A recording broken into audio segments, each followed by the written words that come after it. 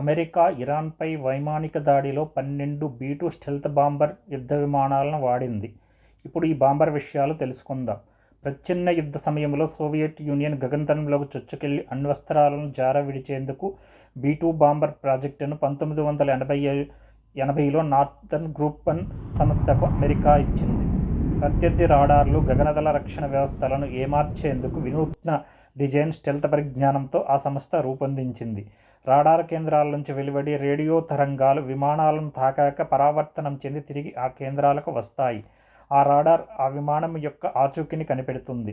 Radio తరంగాలు పరావర్తనం చెందకుండా శోషించుకోవడమో లేదా చెల్లాచెదురు చేయడమో చేస్తే విమానం ఉనికి గుర్తించడం అసాధ్యం.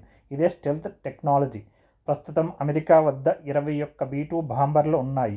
B-2 బాంబర్లో 2 పైలట్లు ఉంటారు. అధునాతన వాయు రక్షణ వ్యవస్థలను ఛేదించగలదు.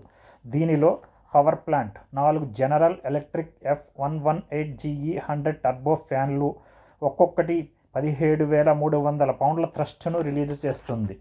రెక్కల వెడల్పు 172 అడుగులు, పొడవు 69 అడుగులు, గరిష్ట వేగం అధిక సబ్సోనిక్, గరిష్ట ఎత్తు 15,200 మీటర్లు. దీని పరిధి 6,000 నాటికల్ మైళ్ళు. ఇంధనం నింపకుండా 10,000 నాటికల్